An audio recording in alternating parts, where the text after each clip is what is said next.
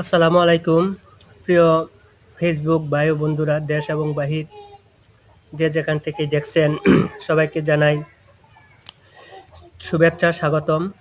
আসলে দেখেন, আমাদের কৃষকেরা অক্লান্ত পরিশ্রম করে তাদের মাথার ঘাম পায়ে ঠেলে আমাদেরকে সুন্দর সুন্দর সবজি এবং ফসল আমাদের উপহার দেয়, এবং সেটার পরেও তারা কিন্তু ন্যায্য মূল্য পায় না। তাই আমি সবাই কাছে দোয়া চাচ্ছি, বিনীত অনুরোধ করছি, আপনারা যারা আছেন সবাই কৃষক বাঁচলে বাঁচবে দেশ, হবে ফসলে পরিপূর্ণ সারা দেশ।